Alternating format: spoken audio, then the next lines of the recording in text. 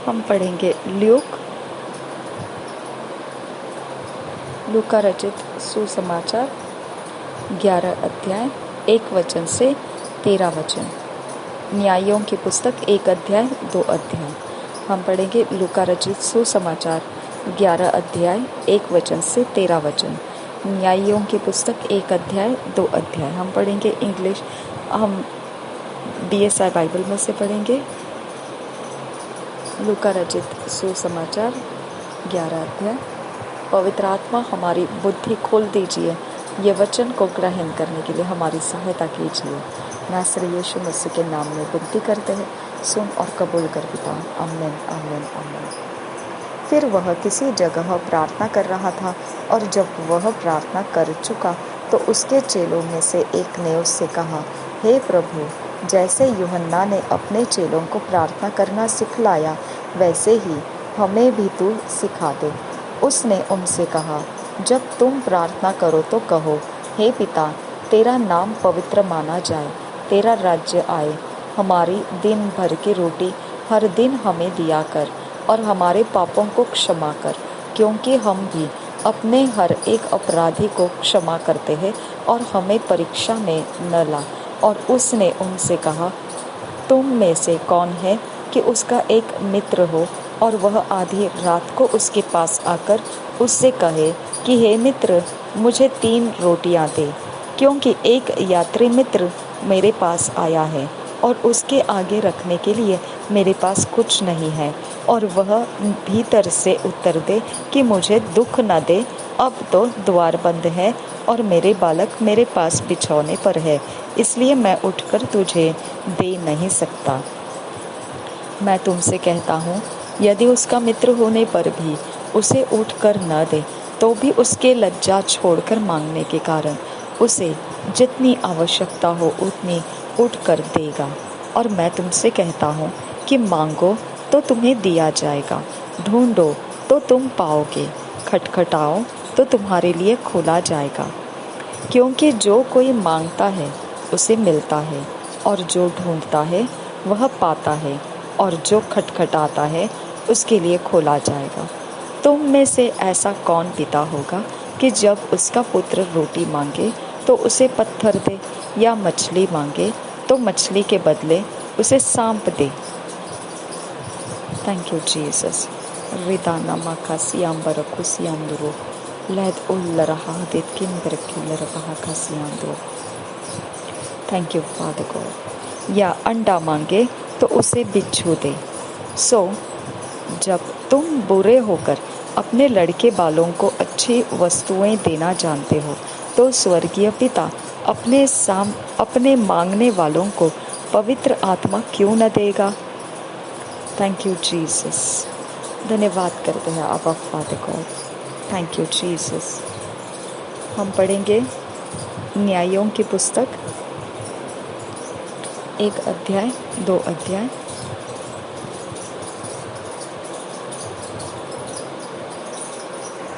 एक अध्याय पहले वचन से। यहोशू के मरने के बाद इस्राएलियों ने यहोवा से पूछा कि कनानियों के विरुद्ध लड़ने को हमारी ओर से पहले कौन चढ़ाई करेगा। यहोवा ने उत्तर दिया, यहूदा चढ़ाई करेगा। सुनो, मैंने इस देश को उसके हाथ में दे दिया है। तब यहूदा ने अपने भाई शिमोन से कहा, मेरे संग मेरे भाग में आ कि हम कनानियों से लड़ें, और मैं भी तेरे नाम में जाऊंगा। और सो शिमोन उसके संग चला, और यहूदा ने चढ़ाई की, और यहोवा ने कनानियों और परिज्जियों को उसके हाथ में कर दिया। तब उन्होंने बेजेक में उनमें से 10,000 पुरुष मार डाले, और बेजेक में अदोनी बेजेक को पाकर वे उससे लड़े और कनानियों और परिज्जियों को मार डाला। परंतु अदोनी बेजेक भागा। तब उन्होंने उसका पीछा करके उसे पकड़ लिया और उसके हाथ पांव के अंगूठे काट डाले। तब अदोनी बेजेक ने कहा, हाथ पांव के अंगूठे काटे हुए 70 राजा मेरी मेज के नीचे टुकड़े बिनते थे। जैसा मैंने किया था वैसा ही बदला परमेश्वर ने मुझे दिया है। तब वे उसे यरूशलेम को ले गए, और वहाँ वह मर गया। और यहूदियों ने यरूशलेम से लड़कर उसे ले लिया और तलवार से उसके निवासियों मार डाला और नगर को फूंक दिया। और तब यहूदी पहाड़ी देश और दक्षिण देश और नीचे के देश में रहने वाले कनानियों से लड़ने को गए, और यहूदा ने उन कनानियों पर चढ़ाई की जो हेब्रोन में रहते थे। हेब्रोन का नाम तो पूर्व काल में किरियत अर्बा था, और उन्होंने शशई, अहीमन और तलमई को मार डाला। वहाँ से उसने जाकर दबीर के निवासियों पर चढ़ाई की। दबीर का नाम तो पूर्व काल से किरियत सेपेर था। तब कालेब ने कहा, जो किरियत सेपेर को मार के ले ले, उसे मैं अपनी बेटी अक्सा को ब्याह दूंगा। इस पर कालेब के छोटे भाई कनजी और नियल ने उसे ले लिया, और उसने उसे अपनी बेटी अक्सा को ब्याह दिया। और जब वह ओत्नियल के पास आई, तब उसने उसको अपने पिता से कुछ भूमि मांगने को उभारा। फिर वह अपने गदहे पर से उतरी। तब कालेब ने उससे पूछा, तू क्या चाहती है? वह उससे बोली, मुझे आशीर्वाद दे, तूने मुझे दक्षिण देश तो दिया है, तो जल के सोते भी दे। इस प्रकार कालेब ने उसको ऊपर और नीचे के दोनों सोते दे दिए।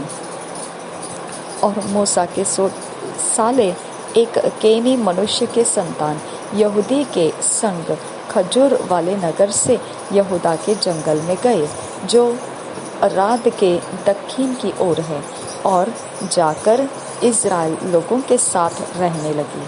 फिर यहूदा ने अपने भाई शिमोन के संग जाकर सपत में रहने वाले कनानियों को मार लिया और उस नगर को सत्यानाश कर डाला। इसलिए उस नगर का नाम होरमा पड़ा। और यहूदा ने चारों ओर की भूमि समेत अज्जा, अश्कलोन और एक्रोन को ले लिया, और यहोवा यहूदा के साथ रहा, इसलिए उसने पहाड़ी देश के निवासियों निकाल दिए। परंतु तराई के निवासियों के पास लोहे के रथ थे, इसलिए वह उन्हें न निकाल सका। और उन्होंने मूसा के कहने के अनुसार हेब्रोन कालेब को दे दिया, और उसने वहाँ से अनाक के तीनों पुत्रों को निकाल दिया। और यरूशलेम में रहने वाले यबूसियों को बिन्यामीनियों ने न निकाला, इसलिए यबूसी आज के दिन तक यरूशलेम में बिन्यामीनियों के संग रहते हैं। फिर यूसुफ के घराने ने बेतेल पर चढ़ाई की, और यहोवा उनके संग था, और यूसुफ के घराने ने बेतेल का भेद लेने को लोग भेजे। और उस नगर का नाम पूर्व काल में लूज था।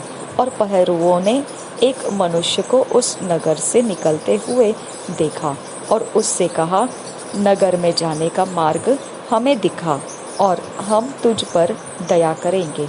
जब उसने उन्हें नगर में जाने का मार्ग दिखाया, तब उन्होंने नगर को तो तलवार से मारा, परंतु उस मनुष्य को सारे घराने समेत छोड़ दिया। उस मनुष्य ने हित्तियों के देश में जाकर एक नगर बसाया, और उसका नाम लूज रखा, और आज के दिन तक उसका नाम वही है। मनश्शे ने अपने अपने गांवों समेत बेतशान, तानाक, दोर, यबलाम और मगिद्दों के निवासियों को न निकाला। इस प्रकार कनानी उस देश में बसे ही रहे। परंतु जब इस्राएली सामर्थी हुए, तब उन्होंने कनानियों से बेगारी ली, परंतु उन्हें पूरी रीति से न निकाला। और अप्रैम ने गेजर में रहने वाले कनानियों को न निकाला, इसलिए कनानी गेजर में उनके बीच में बसे रहे। जबूलून में कित्रोन और नहलोल के निवासियों ने न निकाला, इसलिए कनानी उनके बीच में बसे रहे और उनके वश में हो गए। आशेर ने अक्की, सीदोन, अहलाब, अकजीब, हेलवा, अपनीक और रहोब के निवासियों को न निकाला, इसलिए आशेरी लोग देश के निवासी कनानियों के बीच में बस गए, क्योंकि उन्होंने उनको न निकाला था। नप्ताली ने बेतशेमेश और बेतनात के निवासियों न निकाला, परंतु देश के निवासी कनानियों के बीच में बस गए, तो भी बेतशेमेश और बेतनात के लोग उनके वश में हो गए। और एमोरियों ने दानियों को पहाड़ी देश में भगा दिया और तराई में आने न दिया। इसलिए एमोरी हेरेस नाम पहाड़, अय्यालोन और शल्बीम में बने ही रहे। तो भी यूसुफ का घराना यहाँ तक प्रबल हो गया कि वे उनके वश में हो गए।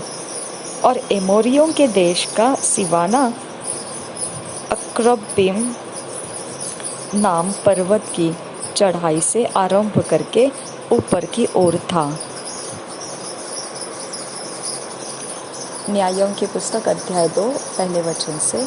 और यहोवा का दूत गिलगाल से बोकीम को जाकर कहने लगा कि मैंने तुमको मिस्र से ले आकर इस देश में पहुंचाया है, जिसके विषय में मैंने तुम्हारे पुरखाओं से शपथ खाई थी। और मैंने कहा था कि जो वाचा मैंने तुमसे बांधी है उसे मैं कभी न तोड़ूंगा। इसलिए तुम इस देश के निवासियों वाचा न बांधना, तुम उनकी वेदियों को ढा देना। परंतु तुमने मेरी बात नहीं मानी। तुमने ऐसा क्यों किया है? इसलिए मैं कहता हूँ कि मैं उन लोगों को तुम्हारे सामने से न निकालूंगा, और वे तुम्हारे पांजर में कांटे और उनके देवता तुम्हारे लिए फंदे ठहरेंगे। जब यहोवा के दूत ने सारे इस्राएलियों से ये बातें कही, तब वे लोग चिल्ला चिल्ला कर रोने लगे। और उन्होंने उस स्थान का नाम बोकीम रखा, और वहाँ उन्होंने यहोवा के लिए बलि चढ़ाया। जब यहोशू ने लोगों को विदा किया था, तब इस्राएली देश को अपने अधिकार में कर लेने के लिए अपने अपने निज भाग पर गए। और यहोशू के जीवन भर और उन वृद्ध लोगों के जीवन भर जो यहोशू के मरने के बाद जीवित रहे और देख चुके थे कि यहोवा ने इस्राएल के लिए कैसे कैसे बड़े काम किए हैं, इसलिए इस्राएली और लोग यहोवा की सेवा करते रहे। निदान यहोवा का दास नून का पुत्र यहोशू 110 वर्ष का होकर मर गया, और उसको तिम्नथेरेस में, जो अप्रैम के पहाड़ी देश में गाश नाम पहाड़ की उत्तर अलंग पर है, उसी के भाग में मिट्टी दी गई। और उस पीढ़ी के सब लोग भी अपने अपने पितरों से मिल गए। तब उसके बाद जो दूसरी पीढ़ी हुई, उसके लोग न तो यहोवा को जानते थे और न उस काम को जो उसने इस्राएल के लिए किया था। इसलिए इस्राएली वह कहने लगे जो यहोवा की दृष्टि में बुरा है, और बाल नाम देवताओं की उपासना करने लगे। वे अपने पूर्वजों के परमेश्वर यहोवा को, जो उन्हें मिस्र देश से निकाल लाया था, त्याग कर पराये देवताओं की उपासना करने लगे और उन्हें दंडवत किया और यहोवा को रिस दिलाई। वे यहोवा को त्याग कर वे बाल देवताओं और अश्तारोत देवियों की उपासना करने लगे। इसलिए यहोवा का क्रोध इस्राएलियों पर भड़क उठा, और उसने उनको लुटेरों के हाथ में कर दिया जो उन्हें लूटने लगे, और उसने उनको चारों ओर के शत्रुओं के अधीन कर दिया, और वे फिर अपने शत्रुओं के सामने ठहर न सके। जहाँ कहीं वे बाहर आ जाते, वहाँ यहोवा का हाथ उनकी बुराई में लगा रहता था, जैसे यहोवा ने उनसे कहा था, वरन यहोवा से शपथ खाई थी। इस प्रकार से बड़े संकट में पड़ गए। तो भी यहोवा उनके लिए न्याय ठहराता था, जो उन्हें लूटने वाले के हाथ से छुड़ाते थे। परंतु वे अपने न्यायों की भी नहीं मानते थे, वरन व्यभिचारिणी की नाई पराये देवताओं के पीछे चलते और उन्हें दंडवत करते थे। उनके पूर्वज जो यहोवा की आज्ञाएं मानते थे, उनकी उस लीक को उन्होंने शीघ्र ही छोड़ दिया और उनके अनुसार न किया। और जब जब यहोवा उनके लिए न्याय को ठहरा था, तब तब वह उस न्याय के संग रहकर उसके जीवन भर उन्हें शत्रुओं के हाथ से छुड़ाता था, क्योंकि यहोवा उनका कराहना जो अंधेर और उपद्रव करने वालों के कारण होता था, सुनकर दुखी था। परंतु जब न्यायी मर जाता, तब वे फिर पराये देवताओं के पीछे चलकर उनकी उपासना करते और उन्हें दंडवत करके अपने पुरखाओं से अधिक बिगड़ जाते थे और अपने बुरे कामों और हठीली चाल को नहीं छोड़ते थे।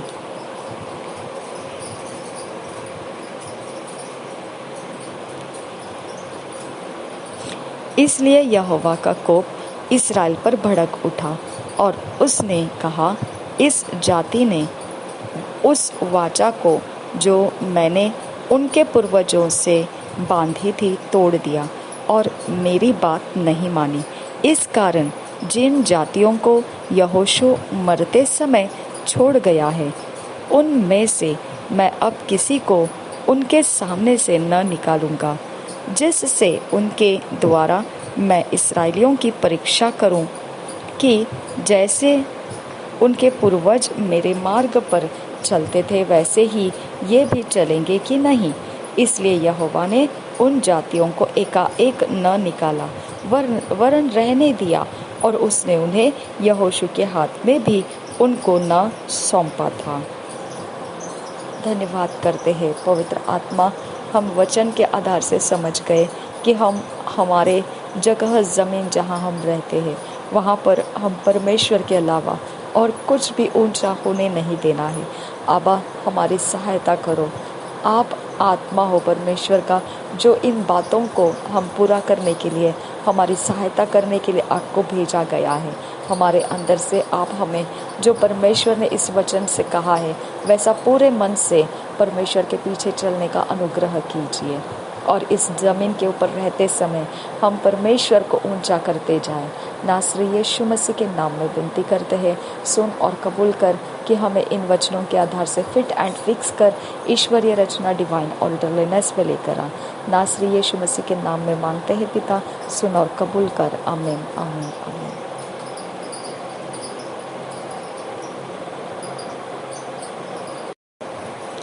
अगर आप आगे बढ़कर और पढ़ना चाहते हैं तो आप रोमन्स 8 चैप्टर 1 वर्स से 11 वर्स तक पढ़ सकते हैं। सैम्स 109 चैप्टर पढ़ सकते हैं। रोमियो की पत्री 8 अध्याय 1 वचन से 11 वचन, भजन संहिता 109 अध्याय।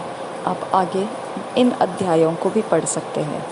प्रभु यीशु मसीह हम सबके साथ बना रहे। आमीन, आमीन।